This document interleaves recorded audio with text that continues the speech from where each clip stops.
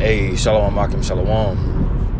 First and foremost, as always, I'm going to give all my praises, honor, and glory to Yahweh, Bahashem Yahweh Shai, Bahashem Rachak. Double honors to the apostles and elders of great millstone that taught us his truth, and much peace, love, and salutation to the elect Akim scattered across the four corners of the earth, pushing his word with all truth and sincerity. To the 144,000 saints who are out here prophesying, risking their lives and their freedoms to do so, to you all I say Shalom.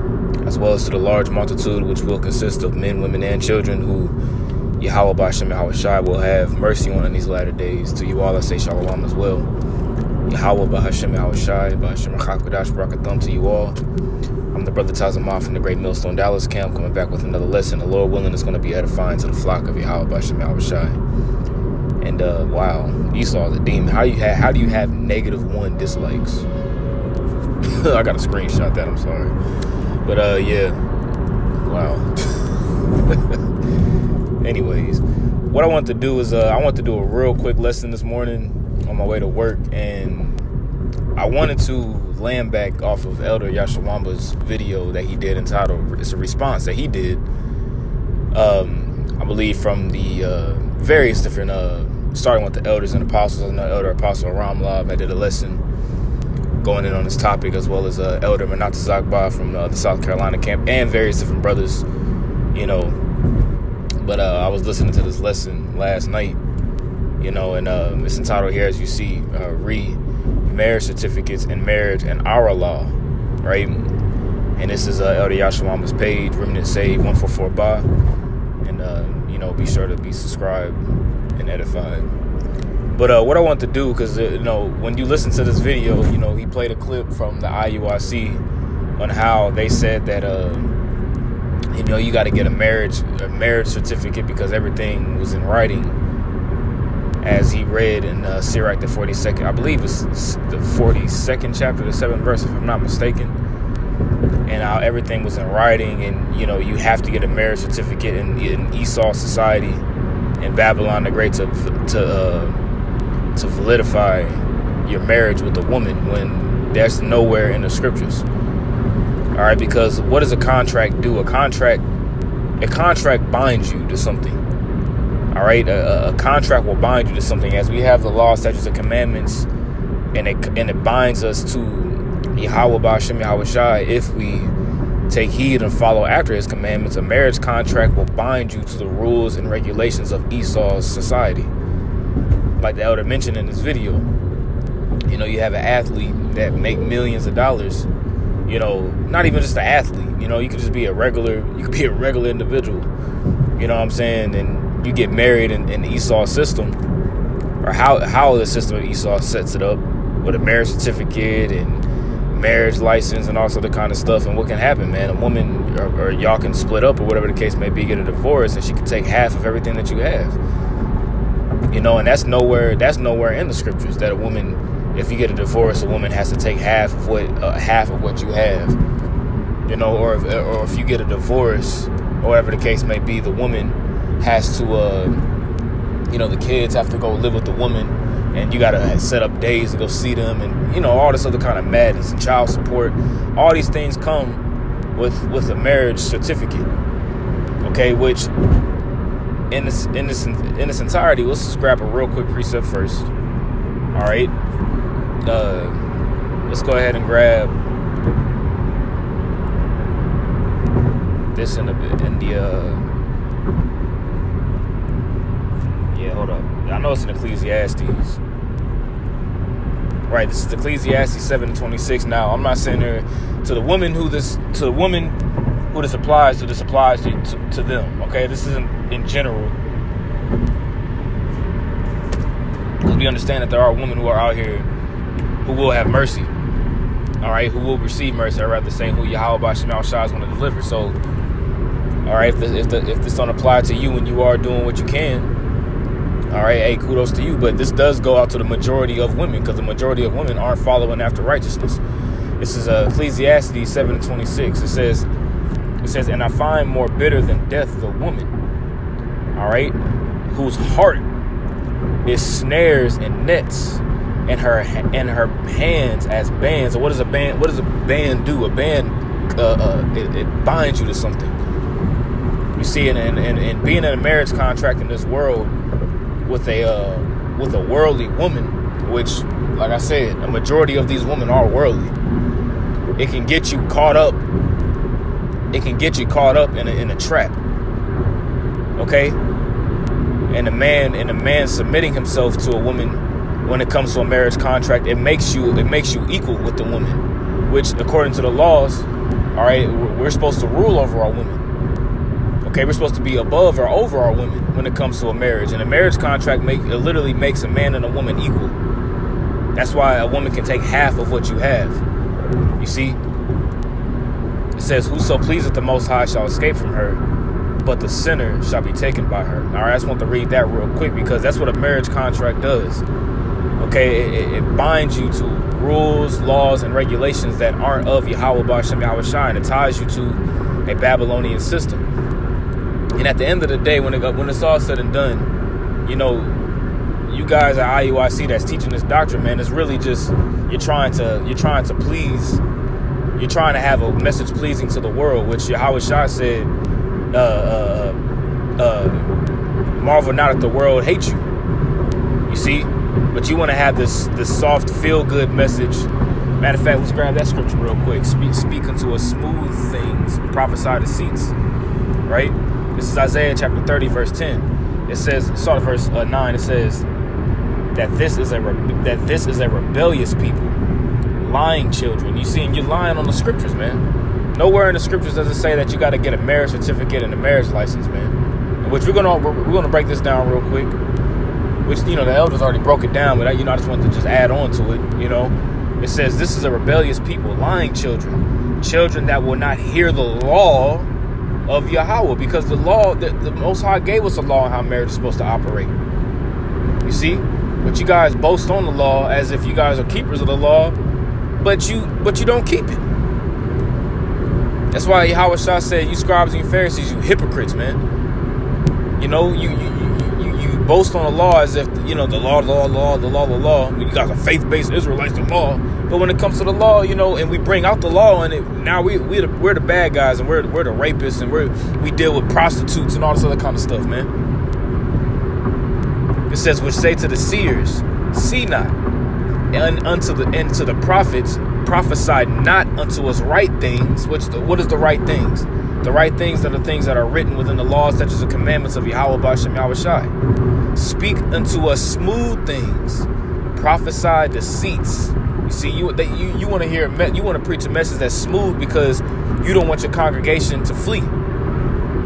You want to have that money keep coming in, and you want to speak a doctrine that's pleasing to the woman. You want to put that woman first. You want in that damn Jahim, in that, you know, you want to put that woman first, man. You know. When at the end of the day, the scriptures talk about how the man is before the woman, not the woman. The man is above the woman, not the woman above the man. You see? Now, what I want to do is get this word certificate here, because when you break down the word certificate, it's going to further prove what the apostles and the elders have been saying about on this whole topic. All right. So this word certificate, it says early 15th century action of certifying. Right, so it's an action of certifying. That's where you get the word certificate from French certificat, from medieval Latin certificatum, thing certified. Right, noun use of neuter past participle of certificare, to make certain. So to certify literally means to make certain of documents of certification testifying to the truth of the fact stated. Right, so it means to make something certain. Right, now when you get that word certify, mid 14th century, to declare the truth of, also to vouch for or confirm. So to certify something is to vouch for something or to confirm that something is in fact indeed true. Okay, make certain, witness the truth of. Now, when you go to our ancient custom in marriage, what happens? All right, a man will betroth a woman. Okay, And when the woman was to her liking, and she passed the flower of her age, which at that, is between the ages of 12 and 14 years old at that time, what would happen? When she passed the flower of her age, when she has her period, that means that she's ready to reproduce. Now, a man could betroth a woman, and if she wasn't to his liking or right, for lack of better words, what would happen? He could wait until she was to her liking, and then he could go into her. But what would happen? Okay, after the betrothal, that woman was promised to that man by that woman's father, who would choose for her husband. Okay, not a woman choosing the father of the woman would choose who she would spend the rest of her life with. Okay. Now here in Babylon the Great is different. A woman can choose who she wants to be with and has a say so, and that wasn't the way back then. A woman didn't have a say so on who she could marry. Okay. Now there will be a wedding feast. All right. And what would happen? You would have the feast. It would be announced that this man and this woman were getting married. Okay. And after the feast, what would happen? They would go into the bedchamber, and what would witness the truth or certify the marriage? What was the true marriage certificate? It was a token of her virginity. Okay? And what was the token of the virginity, man? Like the elder mentioned, he mentioned it in the video, man. Once the man went into the woman, which the word sex means to cut, he would bust her hymen, and what would happen? The blood would go on this rag. That would be the token, or that would declare the truth that this woman was in fact a virgin, and secondly, that she is no longer a virgin anymore, and she belongs to that man, her husband. That's what the true marriage certificate is the tokens of the virginity, man. Not going underneath a binding contract underneath Esau Edom today, whereas you gotta write down legally that you married to this woman, and she's married to you, and if anything happens, what can happen? She could take half of what you have, which makes her equal with you. Okay. And marriage customs in ancient Israel, a woman is not even, just according to the law, a woman's not equal to a man. You see? Now, let's go ahead and let's get the law. Okay, because you guys boast on the law so much. Let's go into the law and read it. This is the book of Exodus 22:16. It says, and if a man entice a maid that is not betrothed. Now, when you get this word enticed, which Elder Apostle Tahar had did a lesson on this a while back, that word entice is pathach, which means to be spacious, be open, be wide, to be simple, entice. When you're enticing somebody, you kind of lure them in. Like you persuade them. You entice a woman to come back to your crib. Hey, I got some. We can go back to the crib, watch a movie. You need to take her on a date, and you entice her. Not entice her in a wicked sense, like you got some people do. No, you use game, man. Because at the end of the day, what are you trying to do at the end of the day as a man? You want to, if the woman looks good or whatever the case may be, man, you want to lay down with her. Okay, that's why you entice a woman. You become, you court her, you take her on a couple dates, and then you entice her to lay with her, man. Because at the end of the day, it's in our nature to want to lay with a woman. Why? Because we know in our spirit that's what true marriage is. Now, back in the day, before we came into the truth, we had sex, because hey, that's just what we do, what we did. But we understand now, like you're not really supposed to be going around just busting down just a lot of women like that, man. That's not how our customs work as a people. Because in all actuality, any woman that you really lay with, you gotta take care of her, Now, the Most High may throw you a bone here and there, but that's really not a custom of us, just to be going around just laying down with a lot of women and not taking care of them and just, casting them off to the wayside. That's not really what we're supposed to be doing as a people, just to be honest, right? Now it says, and that's not what we teach, by the way. People see, well, that's what GM is. That's not what we teach.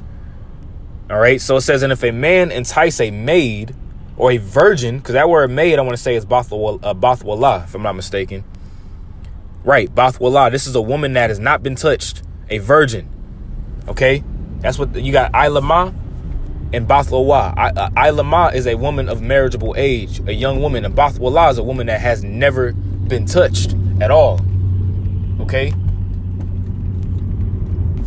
It says, and if a man entice a maid that is not betrothed and lie with her, has sex with her, he shall surely endow her to be his wife. Now, what is an endow? What does it mean to endow? Okay, that word endow means mahar, which means to obtain or acquire by paying purchase price. So you pay, you buy. And what are you breaking? You breaking the hymen. So you when you lay with that woman, hey, that's your possession. Anything you possess, you have to acquire. So it says what? To obtain or acquire by paying purchase price. Give a dowry, to obtain in exchange. What are you obtaining in exchange? Okay, you pay the price of the father, the price of the dowry to the father in exchange for his daughter, because now that his daughter has laid with another man, you see, that's you have to pay for the I'm trying to word it the right way, but you have to pay for what the father's going to be losing. Marriage is a business. Having children is a business. It's not just, oh yeah, I'm about to just have it. No, having the children in the ancient world was to further your enterprise, man. Your business. Okay, so it says to acquire to give a dowry, you pay the price. You see, it doesn't say that he must go before the judges and get a marriage certificate and then they shall be husband and wife. And that's not what the law says, man. It says if her father utterly refused to give her unto him, which he would have that right, especially if he enticed the woman that wasn't betrothed to another man. If her father utterly refused to give her unto him, he shall pay money according to the dowry of virgins. Let's read it in the NLT. But if her father refuses to let him marry her, the man must still pay him an amount equal to the bride price of a virgin. You see, a virgin back then was a prized possession, man. You don't have virgins in today's society because all these women are tainted. So like the elder said, you deal wisely, man. You just deal in the society. You use the world now that's abusing it. You see? But you don't get no marriage contract legally binding you to Esau Edom's system in a way that this system caters to women. Because a woman could use that against you. The scripture says that a woman shall compass a man.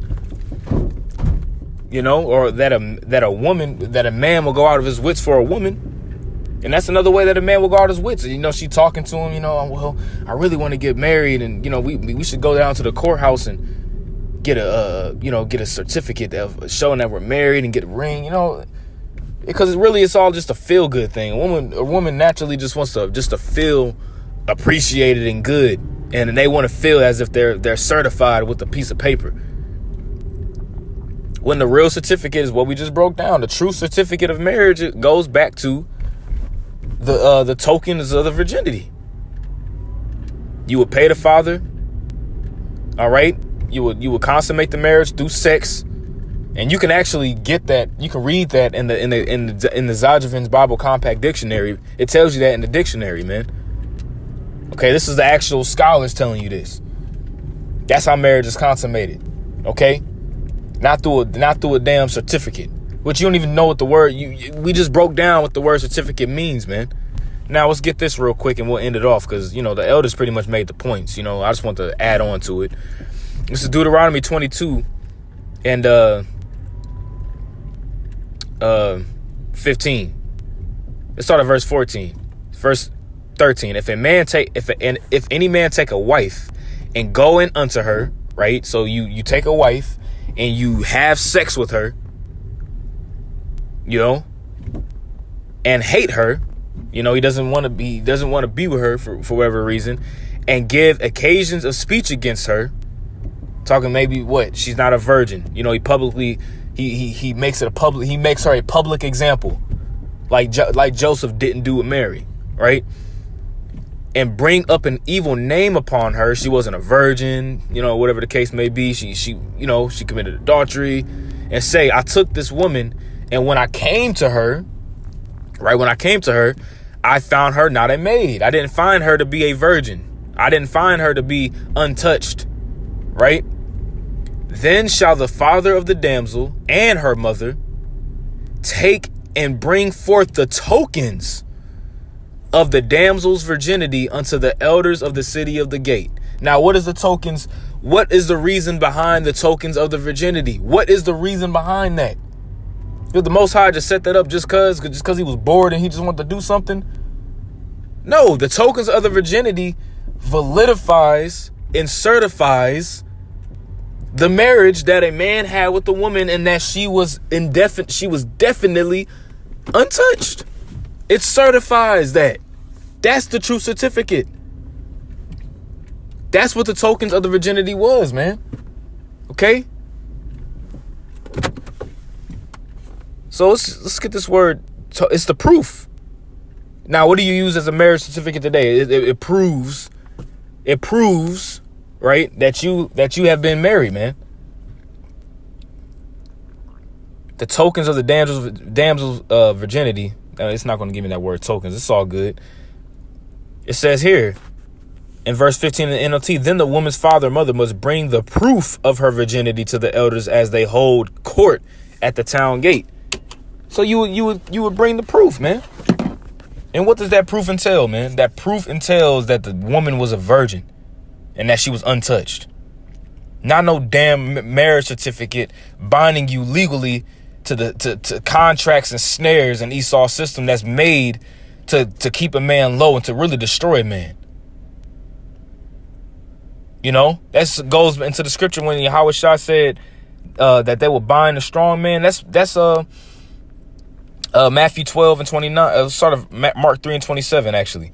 It says, no man can enter into a strong man's house, right, and spoil his goods except he first bind the strong man. And these contracts bind you to take away your manhood because it doesn't allow you to really be a man.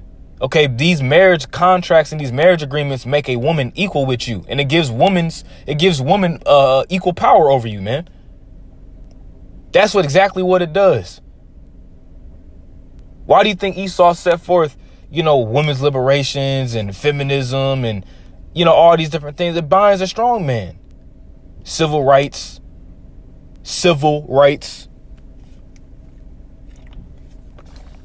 The true civil rights is in the scriptures. You know? But, you know, I just want to land back off of Elder Yashawama's lesson. You know, just get that word certificate there. Lord willing, is edifying to the elect. I want to give all praises, honor, and glory to Yahweh, Bahashem Yahweh Shai, Bahashem Rachakodash. Double honors to the apostles and elders, a great millstone that taught us his truth, and much peace, love, and salutation to the elect. Shalom.